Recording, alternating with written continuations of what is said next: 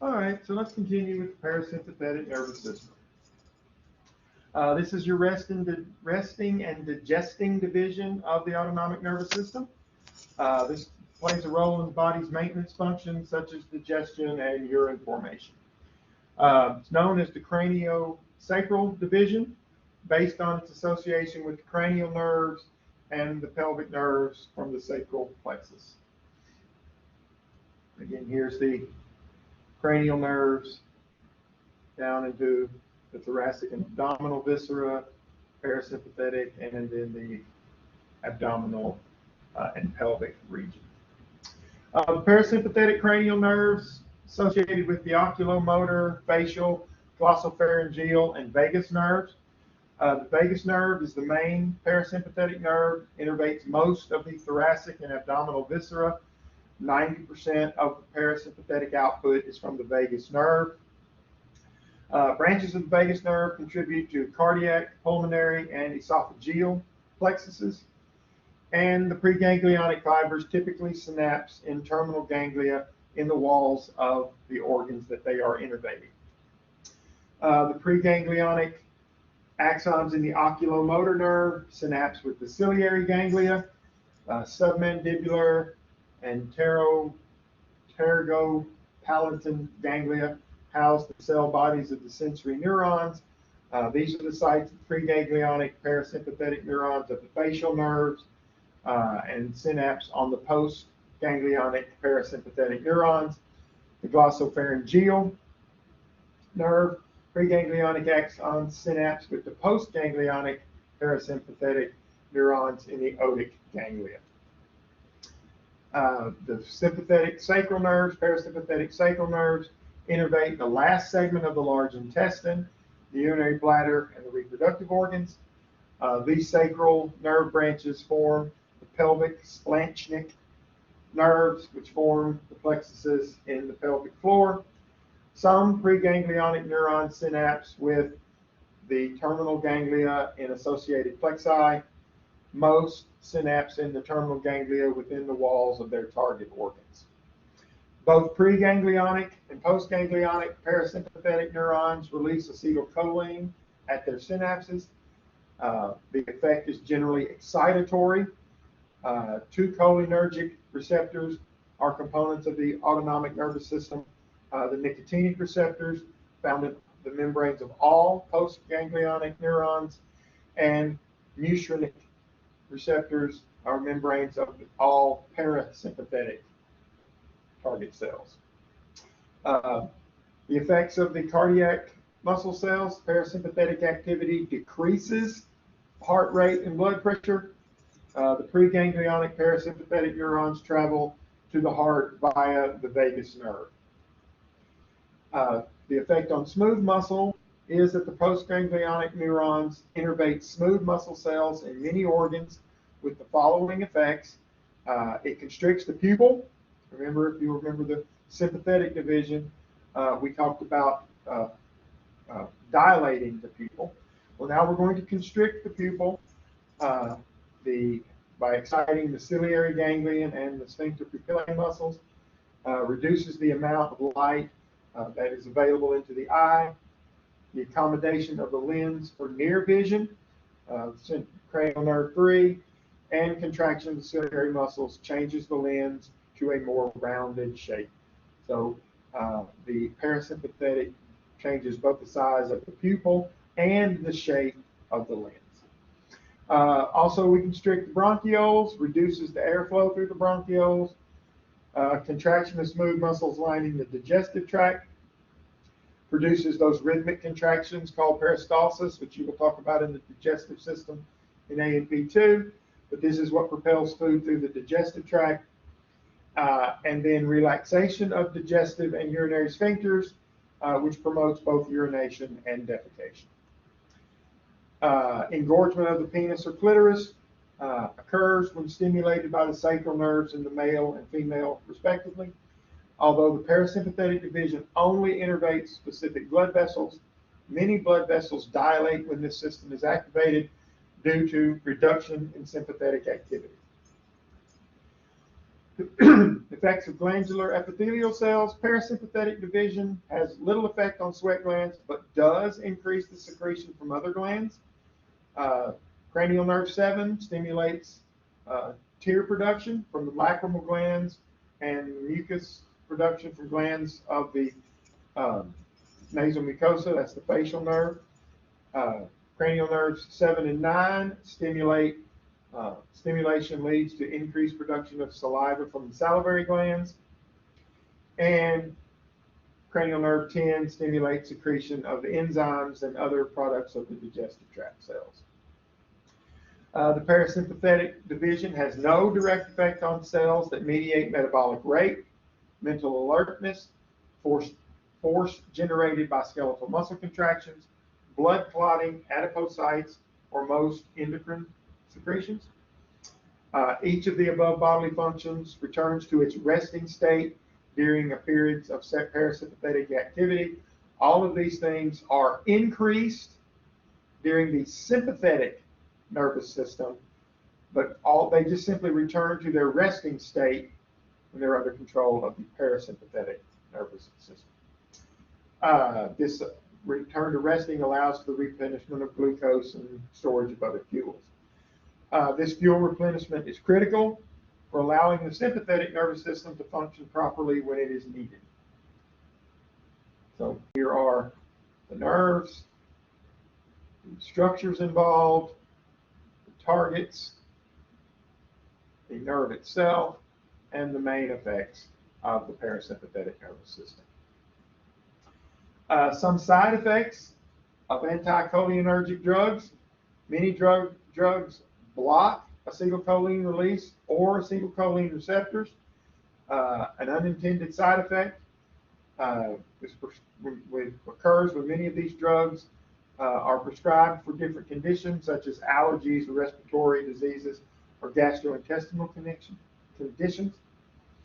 Some of the more common unwanted side effects: urinary retention. Block the relaxing effect of the parasympathetic nervous system has on the urinary sphincters, making passing urine more difficult. Constipation blocks the parasympathetic nervous system's effect on smooth muscles of the digestive tract, causes digested food to move more slowly. That can lead to constipation. Dry mouth. One of the most common effects of these types of drugs caused by the decrease in the parasympathetic nervous system's ability to stimulate the secretion of saliva.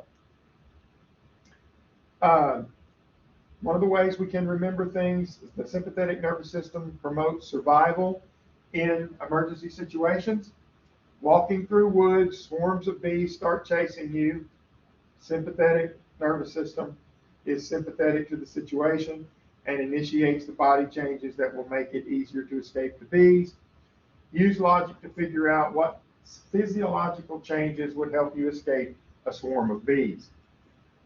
Muscles increasing, vasodilation, blood flow to the organs that aren't currently needed, so it eliminates blood flow or slows down. You will need more oxygen to fuel the demands of your skeletal muscles. Bronchioles will dilate to allow more air to be exchanged. Your heart will have to beat faster, harder to keep up with the increased demands of the skeletal muscles. Because you're running through the woods, your eyes will want to collect as much light as possible, so your pupils dilate. Your parasympathetic nervous system restores resting conditions after a burst of sympathetic activity. You have escaped the swarm of bees, but not without receiving a few stings. Your parasympathetic nervous system will help you repair, rest, and recover from your escape. And to repair the tissues, you need to take in nutrients, which requires digestion activities. So all digestive processes increase.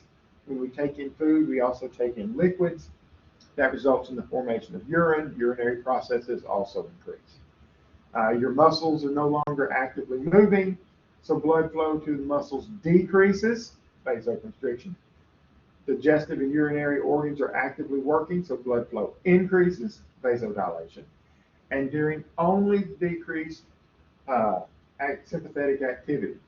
You no longer need additional oxygen, so the bronchioles constrict back to their normal size. Heart rate slows down to its pre-sympathetic uh, pre-excitement stage, along with a decrease in blood pressure. Since you're no longer running in the woods, your eyes don't need to collect as much light or see as far away, so the pupils constrict and the lens adjusts for near vision. Then you will think about these things in the settings, fleeing the swarm of bees and recovering from escape. As often true, understanding concepts rather than simply memorizing proves much more useful in the end. It's more important that you understand rather than simply be able to regurgitate a bunch of facts. Parasympathetic maintenance of homeostasis. So the sympathetic and parasympathetic divisions work together to keep many of the body's functions within normal homeostatic ranges. Both divisions innervate many of the same organs where their actions antagonize one another. Dual innervation allows the sympathetic division to become dominant and trigger effects that maintain homeostasis during physically demanding periods. The parasympathetic division regulates the same organs, preserving homeostasis between periods of increased physical activity. So here is the sympathetic division and the parasympathetic division, noting the roles, locations, etc. Autonomic tone refers to the fact that neither division is ever completely shut down. There's a constant amount of activity from each division. The sympathetic tone dominates in blood vessels, keeping them partially constricted. The parasympathetic tone dominates in the heart, keeping the heart rate at an average of 72 beats per minute. Homeostasis is controlled centrally by the hypothalamus and the brainstem's reticular formations. Actions carried out by the two divisions of the autonomic nervous system. You have the autonomic centers, which are regions found in the reticular formation that can contact with the hypothalamus. They contain neurons that control the activity of the preganglionic sympathetic and parasympathetic neurons. So here are the cerebral cortex, and the amygdala feeds into the hypothalamus. These feed into the reticular formations. The hypothalamus controls body temperature, feeding behavior, and fluid intake. Then the reticular formation feeds the autonomic centers, which then feed the sympathetic and parasympathetic neurons, heart rate, blood pressure, blood flow within organs, digestion, urine, metabolic rate, other nuclei in the reticular formation, respiratory rhythm, sleep-wake cycle, and the acid-base balance of the blood. Postural orthostatic tachycardia syndrome. This is a condition called POTS that is characterized by an abnormally large increase in the heart rate when an individual moves from lying to sitting or from sitting to standing. It causes an inappropriate rise in the heart rate, which is accompanied by vasodilation of most blood vessels, causing the blood pressure to drop due to gravity. Symptoms of this form low blood pressure include dizziness and lightheadedness, fatigue, and thirst. Low blood pressure also reduces blood flow to the organs, leading to shortness of breath, chest pain, cold, and muscle weakness. So postural orthostatic tachycardia syndrome. Postural, changing in posture, going from sitting to standing, standing to sitting, lying to sitting, sitting to standing. Orthostatic has to do with heart rate. Tachycardia means fast, and then it is a syndromal condition. The fundamental cause of POTS is yet to be determined, but symptoms appear to be secondary to excessive sympathetic activity or sensitivity to sympathetic receptors to epinephrine and norepinephrine. Normally, when a person stands up, sympathetic nervous system temporarily increases blood pressure to ensure that blood flow remains constant against the force of gravity. Sympathy response then tapers off and parasympathetic tone resumes. In POTS, the response to the sympathetic stimulation is actually exaggerated, leading to characteristic symptoms. Treatment for POTS generally consists of dietary modifications such as increasing water and salt intake, an exercise regimen, and possibly medications to block sympathetic receptors. Most patients will see gradual improvement with this condition, although some will struggle it for the remainder of their lives. One of my daughters, suffered from a condition similar to that, and for about a year, she had to be really careful whenever she got up out of a chair to get up slowly and not get up quickly, because if she got up quickly, she would get real dizzy. Hers wasn't orthostatic tachycardia, hers was actually orthostatic hypotension, but I suspect this was the underlying cause. That wraps up chapter 14. We will pick up with chapter 15 at a later date. It is Thanksgiving week where I am, so everyone have a wonderful Thanksgiving, and I will see y'all at a later date.